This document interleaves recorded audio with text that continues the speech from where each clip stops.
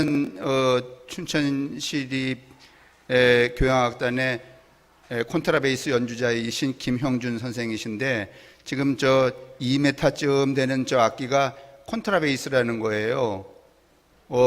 앞에 무슨 제1 바이올린, 2 바이올린, 비올라, 그 다음에 첼로 이렇게 소리를 크게 내니까 이 콘트라베이스가 저게 뭐 뒤에서 뭐 심심하게 말이지 뭘 하나 이렇게 싶지만은 오케스트라의 이 콘트라베이스는 기저음, 모든 음의 가장 바탕음을 내는 저 악기라서 이 오케스트라에 이 지휘자는 없어도 이 연주가 되지만은 콘트라베이스가 없으면 연주가 안 되는 거예요. 그러니까 그만큼 별로 쓰임새가 없는 것 같지만은 굉장히 중요한 이 연주자가 형준 씨라는 거, 그 얘기 드리려고 갑자기 생각이 나갖고 앉아 계시라고. 제가 형준 씨 소개를 한 번도 한 적이 없는 것 같아서 다음번부터는 여러분이 이게 연주 들으실 때 김은평 집사가 하는 그 쌕쌕 소리 크게 내는 거 있잖아요. 그게 중요한 것 같지만은, 그러니까 퍼스트 연주자인 것만은 맞지만 전체의 음을 기본으로 삼는 사람은 저 콘트라베이스라는 것을 여러분이 염두에 두고, 아, 저 양반이 중요한 사람이로구나, 좀 이렇게 인식을 하면서 들으시라고 형준 씨를 좀 소개를 하려고. 감사합니다.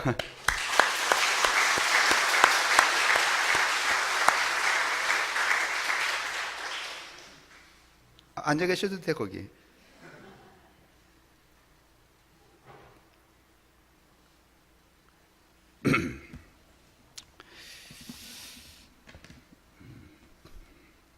오늘 에베소서 5장 봤는데, 오늘 성경 보면서 여기 뭐라고 되어 있는가 하면, 여자들은 남자한테 복종하라 이렇게 되어 있죠. 많은 사람들이 이 가부장적인 이 남자들이 대부분 이 말 쓰기를 좋아하고, 그 다음에 대체적으로 웬만한 목사님이 주례를 설 때는 다 이 본문으로 해서 설교를 하시죠.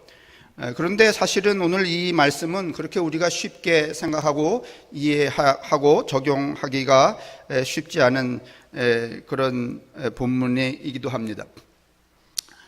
그동안 저는 한 4차례에 걸쳐서 초기 교회가 어떻게 시작이 되었는지, 초기 교회가 어떻게 시작되었는지 하는 것을 우리가 탐색하는 이유는 우리가 믿는 기독교 신앙의 정체성, 그 본바탕이 무엇인지 하는 것을 확인하기 위해서 이제 그런 이야기들을 한 4차례에 걸쳐서 오늘까지 하게 돼 있고, 다음 시간에 한 번 더 이 신약시대 이후의 교회에 대해서 이야기를 제가 마친 다음에 다른 주제로 넘어가려고 그렇게 생각을 합니다. 이미 여러분이 여러 차례에 걸쳐서 들으셨겠지만 한 번 더 제가 확인을 하면, 예수님이 살아계실 때, 그때는 이제 서기 1세기 이전에 33세에 돌아가셨으니까 1세기 아주 초반이죠. 그때 돌아가신 다음에 이제 모임이 생겼죠. 모임이 가장 먼저 생긴 것은 예루살렘에 베드로, 예수님의 제자들과 예수님의 형제들이 세운 이 모임이 하나 있었죠. 말씀을 드렸어요. 그런데 이 사람들은 여전히 유대교인이었기 때문에 예수의 운동을 지지하고 그것을 희망하고 바라고는 있지만은, 그들이 하는 신앙 양태는 오늘 우리와 같은 기독교적인 신앙 양태가 아니고 여전히 뭐를 따라가는, 유대교를 따라가는 유대교 신앙이었습니다. 그래서 그때 당시에 예수님이 돌아가신 다음에 그 직후에 이 예수를 믿는 이 사람들, 예수 운동을 기리는 사람들의 그 모임은 유대교 분파 중에 한 소종파. 유대교인들은 그 소종파니까 그 사람들을 유대교도 아니고 뭐 다른 교도 아니니까 이단이라고 생각할 만큼 그런 종파였습니다.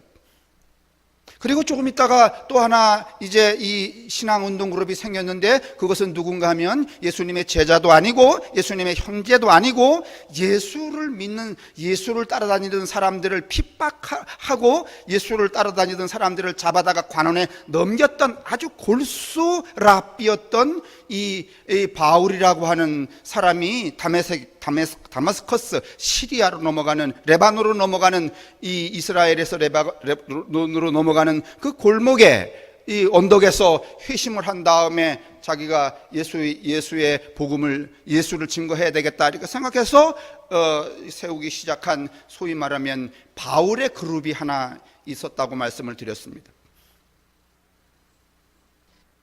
예루살렘에 있었던 이 예수의 제자들과 예수의 형제들이 세운 교회는 무슨 뭐 새로운 세상을 유대교와 같지 않은 세상, 로마와 같지 않은 세상, 그 세상의 그 사람들과 같지 않은 새 세상과 새 사람을 만들기 위해서 그들이 모임을 만든 게 아니었습니다. 그냥 예수를 따라가는 중에 그냥 유대교 양식을 답습하는 사람들이었습니다. 그런데 여러분, 이 바울은 새로운 공동체를 세우면서, 그러니까 회심을 하고 예수를 따라갈 때부터 그의 이 관점이 달랐어요. 예수의 죽음과 예수의 부활이 그에게 끼친 관점이 달라서 이 바울은 어떤 생각을 하는가 하면, 이제 우리가 모임을 만들면 새로운 세계를 좀, 저딴 세계 말고 새로운 세계를 좀 만들기 위해서 모여야 되겠다. 새로운 세계를 만들려면 일단은 누가 새로운 사람이 돼야 돼요? 우리가 새로운 사람이 돼야죠. 새로운 세계, 새로운 삶. 그럼 새로운 삶과 새로운 세계를 만들려면, 새로운 인간이 되려면 새로운 시선, 새로운 관점, 새로운 방향성, 새로운 삶의 양식들이 만들어져야 되는 게 아니겠어요? 그래서 이 두 양태가 달랐어요. 어떻든지 이 바울의 집단과 바울의 이 모임과 이 예루살렘의 이 모임이, 그러니까 이것을 주류라고 합시다. 왜냐하면 예수님의 형제들과 제자들이니까 그 아주 똑똑한 사람들 아니에요? 이 사람들은 여전히 유대인으로 살았는데, 여러분, 이 사람들이 소멸되는 때가 발생해요. 언젠가 하면 서기 70년에 예루살렘이 다 어떻게 할 때? 폭삭 망할 때. 그 이후에 여러분, 이 예루살렘에 있었던 예수님의 제자들과 예수님의 형제들이 이루었던, 구성해 갔던 그런 어떤 그 가치관은요, 서기 70년에 다 붕괴가 돼버리고 없는 겁니다. 그럼 남아있는 건 누구 남았어요? 누구 남았죠? 바울의 모임이 남았죠. 바울의 모임은 여러분 예루살렘에 들어가지 못했어요. 그래서 어디서 출발하는가 하면 안디옥이라고 하는 AD 45년에 예수님 돌아가신 한 15년 다음에 만들어진 그 안디옥에서 출발했는데, 그 안디옥에서 누구하고 갈등을 하는가 하면 그 예루살렘에 있는 그 주류 세력인 베드로와 바나바 그 일행과 예수님의 제자들과 형제들의 그 그룹과 바울이 충돌을 합니다. 그래서 49년에 좋아 나빠. 그러고서는 여러분 이동을 해서 세운 교회가 어딘가 하면 고린도 교회입니다. 그 다음에 갈라디아 교회 세우고 빌립보 교회 세우고. 여러분, 이 바울은 애초에 예수의 죽음과 예수의 그 다시 삶을 이해할 때에 어떤 생각을 했는가 하면, 그냥 유대교처럼 그냥 살지 이런 게 아니고, 로마와도 다르고 유대교와도 다르고, 왜냐하면 자기가 유대교 랍비인데 유대교 또 쫓아가면은 그냥 예수 끌어다가 어디다 붙이는 거야? 유대교에 붙이는 거잖아요. 달라지는 게 없잖아요. 그래서 어떤 생각을 하는가 하면, 나는 완전히 다른 세상과 다른 인간 구현, 다른 삶의 가치를 실천해야 되겠다라고 하는 그 의미로 뭔가 하면 공동체를 세우기 시작을 합니다. 그들이 이제 그가 안디옥에서 나가서 고린도의 교회 세울 때, 지난번에도 말씀드렸지만 고린도 교회가 지향했던 건 뭔가 하면, 이제는 우리는 안식일을 지키지 않는다. 왜냐하면 예루살렘에서는 맨날 안식일 지켰거든요. 예수 따라다니면서. 유대인이니까 할례 받지 않아도, 예루살렘의 사람들은요, 예수 어쩌고 저쩌고 그러면서도 여전히 뭐 했는가 하면, 뭘 받아야 된다 그랬어요? 할례 받아야 된다 그랬거든. 그런데 여러분, 할례는 이방인 받을 수 있어요? 아니면 유대인만 받을 수 있어요? 유대인만 받을 수 있어요. 근데 이 바울이 복음을 증거하러 다니는 사람들은 다 여러분 예루살렘 바깥에 있는 무슨 다 외국이고 이방인 천인데, 여러분 너희들도 할례 받아야 된다 그러면 여기 이 사람들 보고 먼저 누가 되라는 거야? 유대인이 되라는 거잖아요. 유대인이 될 수 있어요? 그래서 할례 받지 않아도 된다 이렇게 말했어요. 그리고 우리 공동체 안에는 무슨 뭐 높음과 낮음, 그 다음에 남자와 여자, 어린아이와 어른의 이 차별성을 다 해체한다. 평등주의를 주장하죠. 그래서 실현한 게 뭔가 하면 성만찬입니다, 여러분. 부자나 가난한 사람이나 높은 사람이나 낮은 사람이나 그 성찬 앞에 어떻게 지는 거야? 평등해지는 거였잖아요. 그게 누가 구현하기 했는가 하면 바울이 한 거예요. 그 바울의 전통이 오늘날까지 이어져 갖고 오늘 소위 이 시대에 여러분과 제가 다니고 있는 교회의 정신, 우리가 믿는 믿음의 기저음이 되었던 거죠. 그렇죠? 그러니까 여러분 뭐 베드로 이거 해 쏴봐도 금마들이 우리에게 끼친 영향이 별로 있다 없다. 이게 좀 불안해 하시니까 여러분이 답을 안 하시는 것 같은데, 왜냐하면 이 다음에 천국에 가면은 수문장을 누가 한대?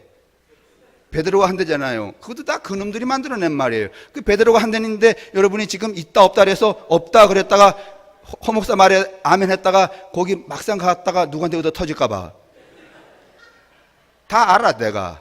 여러분이 딱 그렇게 꾀를 까는 거. 그러나 여러분 그래 봤자야. 제 생각에는 베드로나 뭐 이런 사람들이 여러분 천국에 수문장 할 것 같지 않아요. 내가 볼 때는요, 무슨 그 바울이 복음을 증거하러 다닐 때 바울을 도왔던 무슨 뭐 자주장사 루디아 뭐 이런 여자들이 수문장 할 것 같아.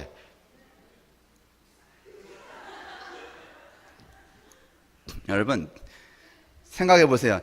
제 생각인데 그냥 생각이야. 남자가 수문장 하는 것보다는 여자가 수문장 하는 게 훨씬 천국다울까 아닐까? 예? 남자 종자들이 서갖고 말이지, 무슨 뭐 너 그때 직급이 뭐였어 뭐 이따위나 하면 그건 이미 천국에 들어가는데 김 새는 거야 안 새는 거야? 나는 내 생각할 때는 그 수문장이 그 요한복음에도 보면은 천국의 열쇠를 맡기는 게 여러분 베드로야 아니면은 마리아야? 에이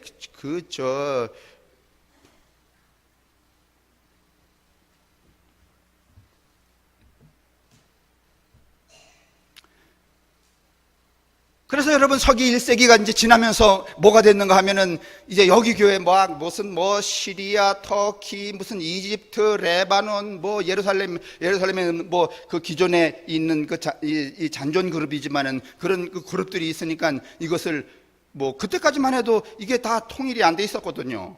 그래서 이것을 이렇게 통일해 1세기 말쯤에 통일을 하게 되는데 그걸 뭐라고 말하는가 하면 하나의 교회 캐토릭이라고 그랬다고 말씀드렸죠. 맞아요? 그게 뭔가 하면은 1400년까지 쭉 오다가 이제 붕괴가 되기 시작하죠. 뭐 성공회, 무슨 뭐 장로교, 감리교 뭐. 그래서 몇 년 안 됐잖아. 우리가 감리교 된 게, 성결교 된 게, 장로교 된 게. 그러면 그때 그 바울이 이 소위 말하면 이방인과 이방 지역을 돌아다니면서 세웠던 이 소위 예수의 공동체의 정체성은 무엇인가? 일본 천국에 가겠다. 무슨 뭐 내가 이 모임에 나와갖고 말이지 우리 자식 새끼를 뭐 출세시키겠다. 이거는 여러분 0.00001%도 가능성이 없는 터무니없는 사고입니다.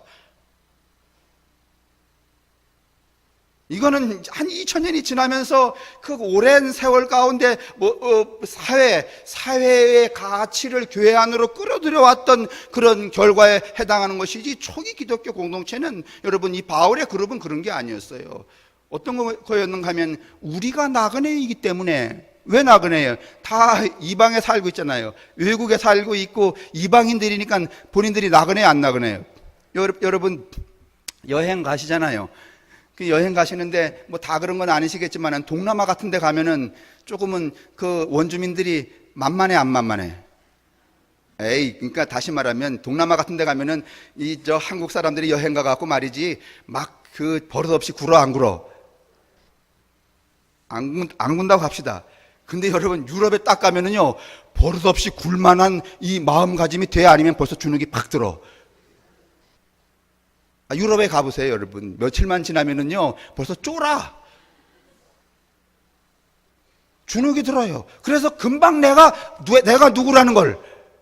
그래서 동남아 가면은요, 한 달은 살 것 같아. 왜? 쟤나 나나 어떡하니까? 만만하니까. 근데 유럽에 딱 가면은요, 한 달 살기가 불편해. 왜냐하면 내가 이방인이라는 게 아주 절절히 느껴지거든. 그런데 이 초기 기독교에 모였던 사람들은 다 이방인이에요. 자신들이 나그네예요. 그 나그네는 여러분 서름이 많아 안 많아? 남의 새빵살이 하는 사람들 서름이 많아 안 많아요? 많아요. 그러면 여러분 새빵살이 하던 사람들이 여러분 돈 벌어서 집 사면은요, 또 누구 새 들어오면은 좀 너그럽게 해야 돼? 아니면은 더 박하게 해야 돼? 근데 너그럽게 해? 아니면 더 오져? 원래 오지다는 말이 아니라 오달지다야. 오달지다. 본래 단어는요, 아주 그냥 모질게 구는 거 말이지. 그래서 모진 시어머니 밑에서 공부한 며느리가 또 모진 시어머니가 된대잖아. 에?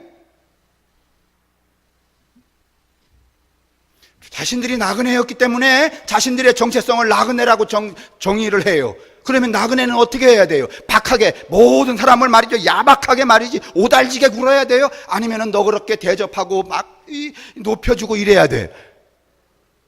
여러분, 초기에 이 바울의 초기 기독교의 정신은 무엇인가 하면, 내가 나그네였기 때문에 세상의 모든 사람들을 어떻게 해야 된다? 나그네로 대접해야 된다. 이것이 당시의 교회 또는 믿음 또는 기독교 정신의 요체였어요, 여러분. 그것을 실현하는 것이 무엇인가 하면 복음이었어요.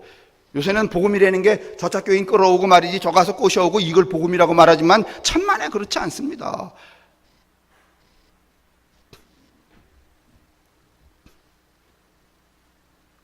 이 초기 교회는 여러분 이렇게 말이지, 여러 양태의 사람들이 모였을까요?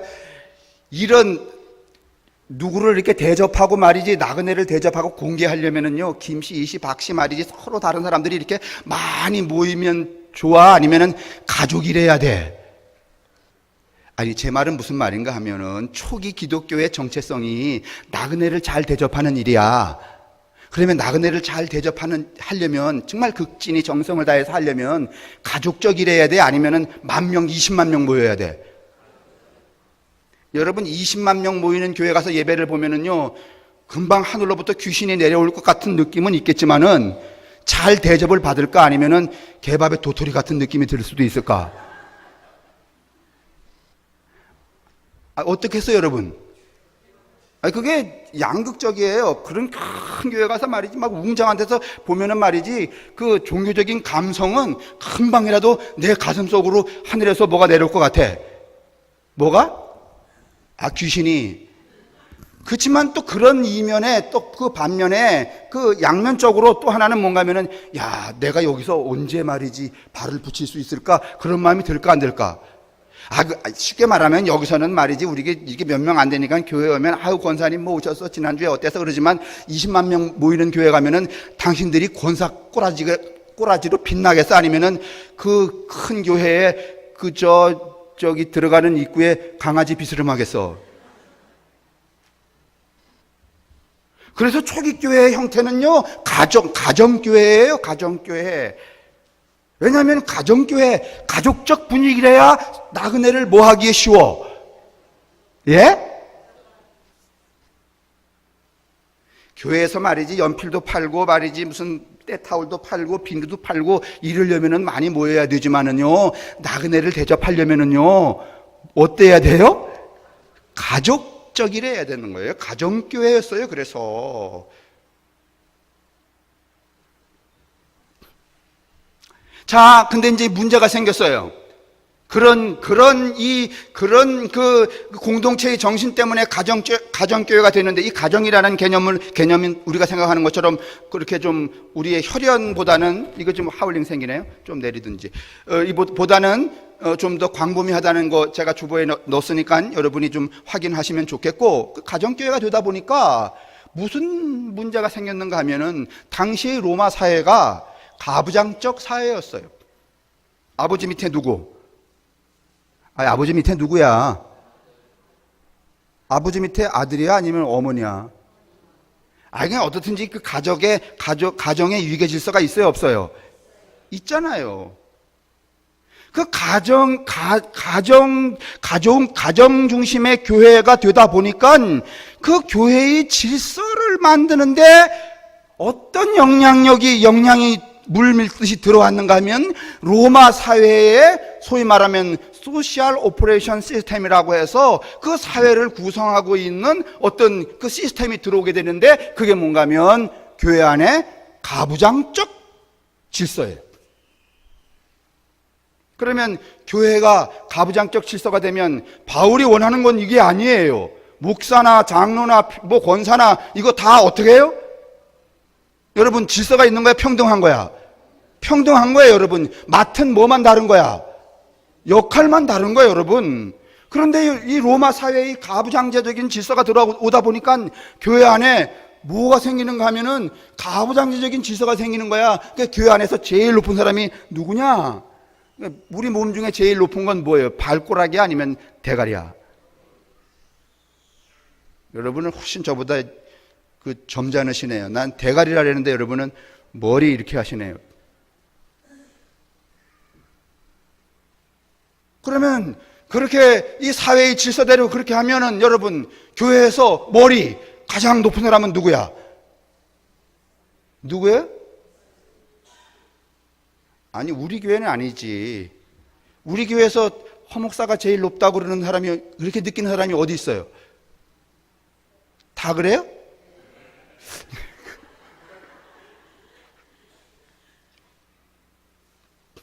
근데 무슨 높다 그러면 말로만 그러면 안 되지. 진짜 높으려면 높은 대우를 받아야 되잖아. 대우도 안 받는 높은 놈이 어디 있어? 제가 무슨 특별하게 하긴 제가 특별하게 살고는 있지만서도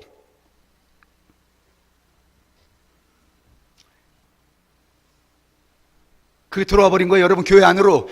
교회가 그 교회의 본질을 유지하기 위해서 여러분 이 가정교회가 되다 보니까 그 가정교회 안에 자연스럽게 뭐가 쑥 들어와 버렸는가 하면은 그 로마 사회의 사회 질서, 위계 시스템이 들어와 갖고서는 교회를 이렇게 탁탁탁 나누기 시작한 거예요.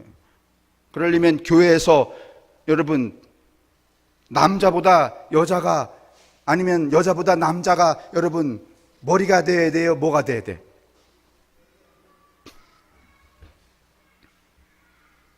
근데 여러분 참 유감스럽게도 바울은요 자기가 친히 썼던 7개의 편지 중에서는 딱 한 번 고린도전서 11장에 이 이야기를 언급한 이후에 여러분 남녀의 불평등, 교회의 위계 질서에 대해서 했던 이야기가 한 번도 있지 않습니다.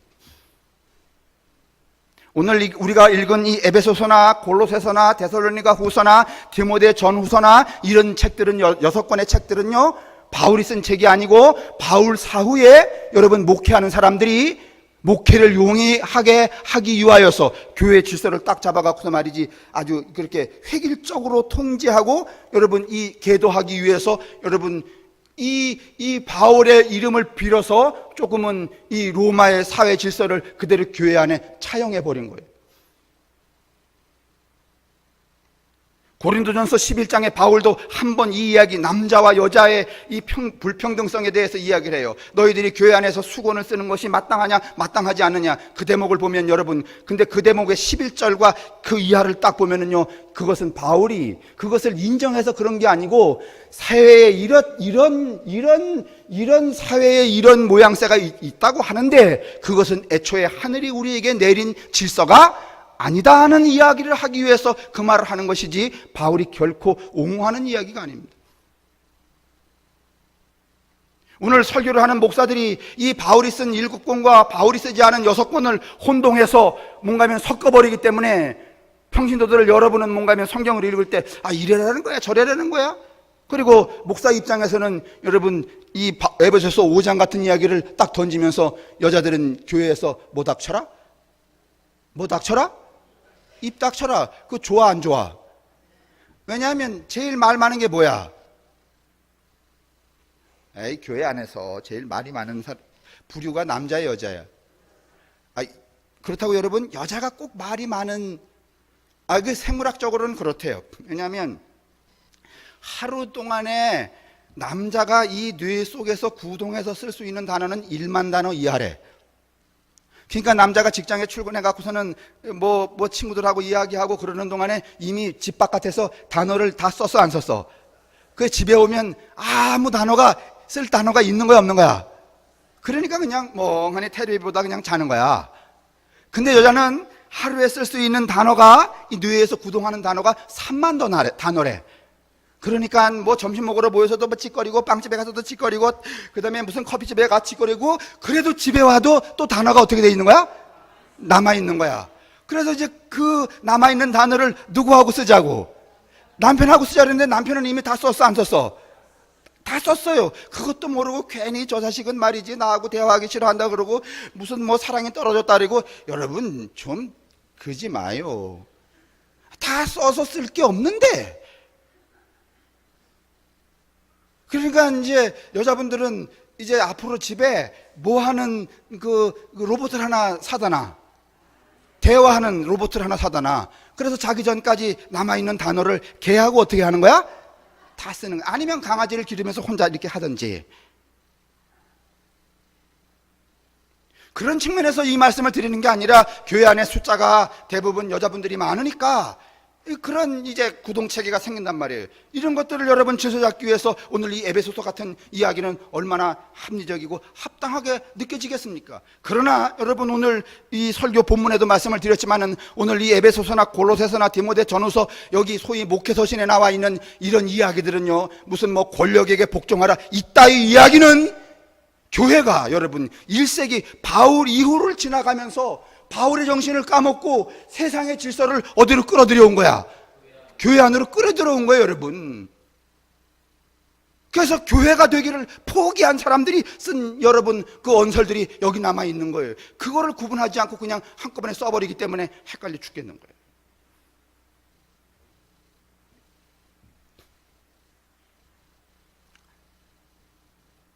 여러분, 제가 언젠가 말씀을 드렸는데 이제 말씀을 정리해야 되겠는데, 결국은 오늘날 이 시대에 여전히 존재하는 기독교의 정체성, 우리의 믿음의 기정은 무엇인가 하면 우리 모두가 다 누구라는 거? 나그네라는 것. 그렇기 때문에 나 외에 다른 사람들도 다 나그네 아니에요. 다 나그네예요. 그 나그네에 대한 무한한 애정과 관용과 배려와 접대의 정신이, 그리고 실천이 필요하다는 것, 그것이 여러분 기독교의 기점이에요. 그걸 위하여서 교회가 있는 거고, 그것 때문에 그것을 실천하기 위해서 우리가 그와 같은 삶을 사셨던 예수 그리스도를 믿는 거예요. 오늘 여러분 이 시대가 얼마나 불평등한 시대. 여러분이 이제 자꾸 이제 이 에베소서 5장을 무슨 너 결혼하면은 말이지 그 아내는 남편한테 복종하라 이 얘기를 자꾸 하시는데, 여러분 이거 틀린 말이라고 말씀드렸어요. 제가 창세기 2장 20절 이야기할 때 하나님이 이 사람을 만들 때 남자 만들고 여자 만들었다 그랬죠? 제가 오늘 새벽 시간에 여러 번 이야기했는데, 이제 거기 2장 20절 창세기예요. 2장 20절에 보면 하나님이 혼자 있는 것이 참 불쌍해서 너를 돕는 배필 하나를 만들었다 그래. 배필이라는 거잖아요. 배필이 뭔지 아세요? 머리 밑에 있는 모가지라는 거예요? 그런 거 아니에요. 배필이란 뜻은 여러분 제가 말씀드렸는데, 고등어 있잖아요. 고등어가 이렇게 있으면 통고등어잖아. 그죠? 생물로 팔 때는 통으로 팔지만은 여러분 절여서 팔 때는 통으로 팔아, 아니면 짝에서 팔아. 짝이는데 막 완전히 짝이 아니면 그냥 붙여놔. 그러면 자, 통고등어가 이렇게 있었는데 이걸 이렇게 떡 짜게면 한 짝, 두 짝이 있죠? 맞아요? 그러면 요 짝이 배필이야. 고등어가 이렇게 있는데 이게 통이야, 이거 생물이야. 근데 이걸 절이려면 이렇게 짜겐다 그러나, 찢는다 그러나, 쪼갠다 그러나, 어떻든지 당신들 마음대로 하세요. 그러면 이게 떨어져 있어, 아니면 붙어 있어? 붙어 있어요. 요것이 배필이야. 그러면 이거는 여러분 불평등한 무슨 머리와 모가지의 관계야? 복종과 불복종의 관계, 아니면 순종의 관계야, 아니면 동등한 관계야? 동등한 관계예요, 여러분.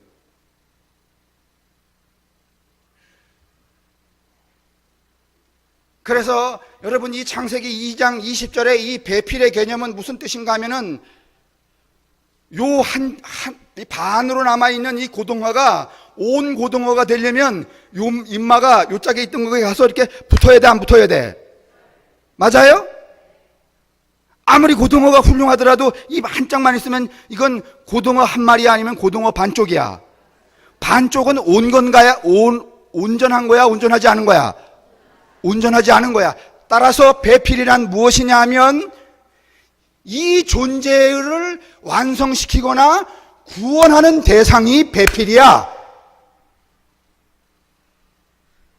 그러니까 당신들이 남자 여자하고 결혼했어. 이 사람이 나의 배필이다. 천만에 아내이고 남편일 수는 있지만 배필이 아닐 가능성이 원수거나 아니면 뭐 빌어먹을 놈이거나 나쁜 여자거나 이럴 가능성이 많아. 배필인 경우는 별로 없어요. 배필이 되려면 이 존재를 구원하기 위해서 필요한 나가 배필이야.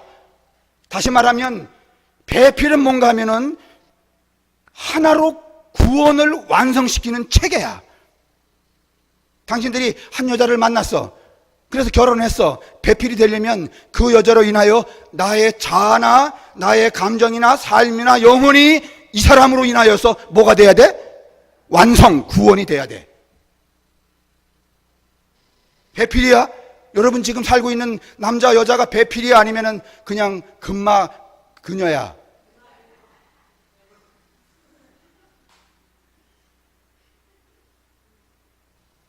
함권사님, 예은이 엄마가 배필이야, 아니면은 생각해 봐야 되겠어.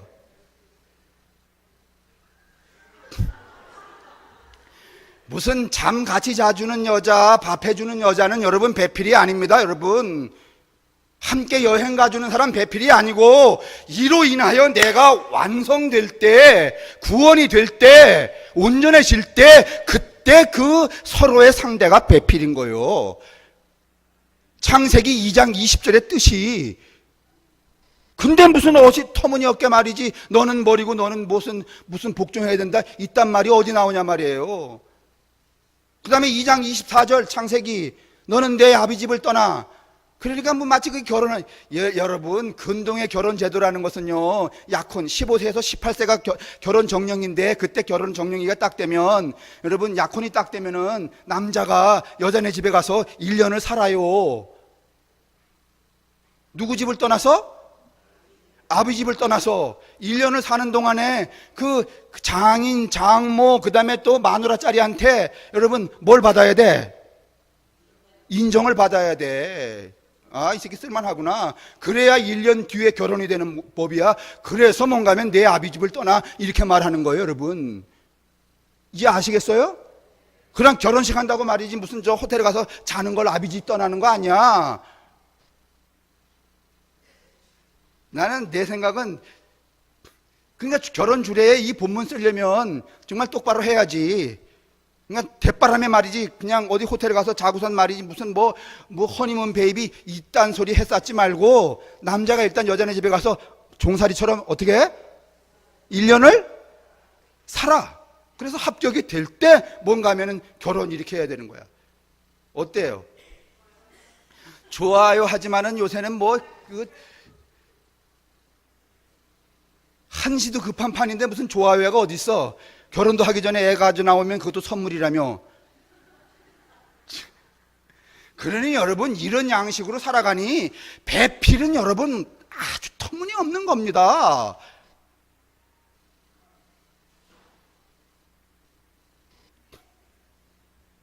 그러니 여러분, 에베소서, 골로새서, 여러분 뭐 디모데 전후서, 데살로니가 전서, 여러분 뭐 디도서, 여기 나오는 이 책들은 여러분 바울이 쓴 책이 아닙니다. 그렇기 때문에 이 사람들이 바울 사후에 세상의 그 가치관을 어디로 끌어들였구나, 교회로 끌어들였구나, 이렇게 역으로 해석을 해야 되는 것이지 그대로 해석을 해서는 안 된다는 것이죠. 그러면 오늘 이 시대에 여러분과 제가 살아야 될, 실천해야 될 것들이 뭐 있겠어요?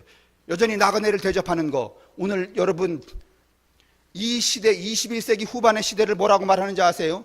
이주 시대라고 그래요. 이주 시대. 한 사람이 한 곳에 여러분 정주에 있지 않아요. 저처럼 말이지 한 교회에 36년, 40년 있는 건 이건 완전히 구석기인이야. 우리 주변에 여러분 또 여러분 얼마나 많은 사람들이 이주에 살아요. 이주 시대에 여러분. 정주 시대가 아닙니다, 여러분. 그러니까 그런 측면에서는 우리 모두가 다 나그네 아니야. 나그네예요. 이 나그네들이 여러분 함께 살려면 뭐가 필요해요? 서로 대접하는 거, 공생과 상생이 필요한 거예요. 또 하나는 여러분 이 불평등의 해소, 불평등, 사회적인 불평등에 대해서 교회와 예수를 믿는 사람들이 저항해야 돼요. 불평등이 얼마나 많아요. 성의 불평등, 요새 미투 무슨 뭐 이런 거는 뭐의 불평등에서 나온 거야? 아니 내가 저 배우한테 말이지 성폭력을 당했다 말이게 나와서 나팔 불고 말이지 선언하고 그러는 것은 왜 그런 거야? 평등해서 아니면 불평등해서? 불평등해서 여러분. 이거 여러분 그냥 봐야 되는 거야? 싸워야 되는 거야? 누가? 교회가. 이거 뭐 그 다음에 또 인간도 불평등하죠. 불평등한 게 굉장히 많죠. 경제적인 불평등은 이루 말할 수 없고, 그 다음에 인권에 대한 불평등도 있죠. 또 하나는 뭔가 하면 이 생존에 대한 불평등이에요. 생명에 대한 불평등. 이것만 이야기하고 마치겠습니다. 생명에 대한 불평등. 제가 엊그저께 무슨 책 하나를 봤는데 그 책이 뭔가 하면 보도블록에 관한 철학이에요.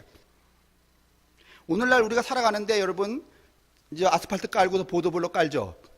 보도블록 까는데 더 신경을 쓸까? 아스팔트 까는데 더 신경을 쓸까?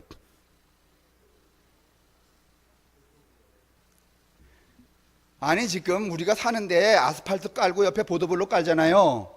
그런데 이 사회적인 관심이나 집중력, 그 다음에 그것을 작업하는 사람들의 관심이 그 공정도가 보도블록이 더 세밀하게 인간의 무릎 말이지, 노인네가 걸어가는 길 말이지, 어린아이가 이 동네는 노인네가 많으니까 노인네가 걸어가는 길에 보도블록은 무엇이어야 된다든가, 이 동네는 어린이집이 있으니까 어린이집에 보도블록은 무엇이어야 된다든가, 아니면 이 동네에 말이지 무릎병 환자는 몇 명이니까 무릎병 환자를 위한 보도블록을 깔아야 된다든가, 그런 관심을 가지고 보도블록을 깔아야 아니면 그냥 쫙 깔아. 그러면 아스팔트는? 그러면 여러분 지금 우리가 구성해가고 있는 이 문명의 구성체계가 인간을 위한 거야? 아니면 제도와 기계를 위한 거야?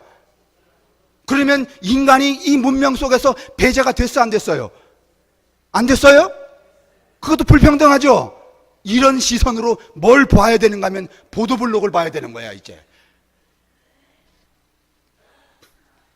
목사님 오늘 지금 교회 이야기 하다가 보도블록까지 가시네요?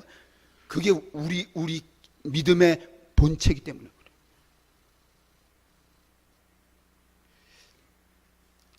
나는 주일 아침에 월요일에 원고를 올려놓으면 일주일 내내 여러분에게 해드리고 싶은 얘기를 계속 세이브를 해.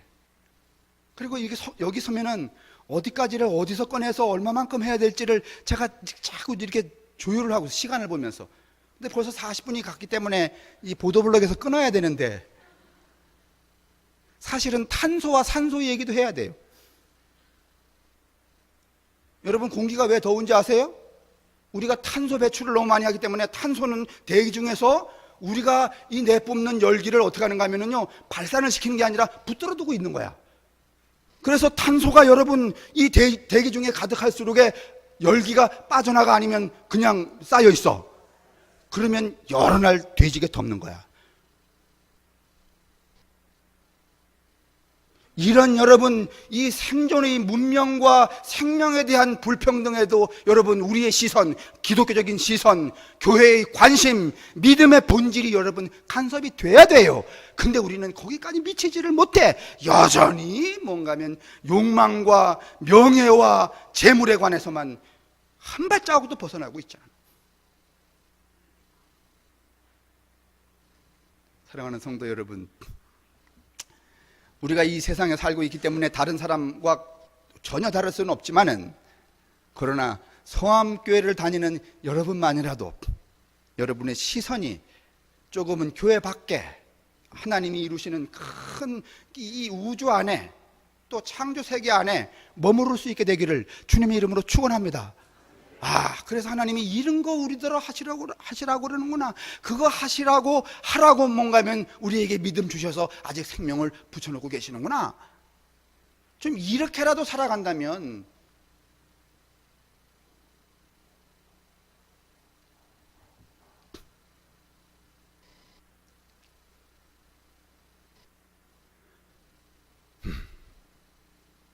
저도 힘드니까 이제 끝내야 되겠네요.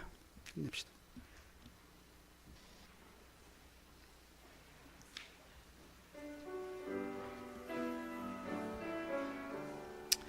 유대인의 랍비였지만은 예수 그리스도의 죽음과 그의 삶을 통하여서 전혀 새로운 시선과 삶의 양식 그리고 삶의 가치에 도달하고 마침내 이제 로마라고 하는 그 시대에 저항했던 이 바울의 믿음이 우리 가운데 있을지언정 우리도 이 시대 21세기를 살아가는 대한민국의 국민으로서 이제 우리를 둘러싸고 있는 이 시대의 문명과 삶의 사조와 그 다음에 또 인간의 풍습을 잘 관조하여 넉넉히 저항하고 새로운 세계와 새로운 삶과 삶의 가치관을 구현해가는 성함교회와 성도들이 될 수 있도록 축복하여 주옵소서.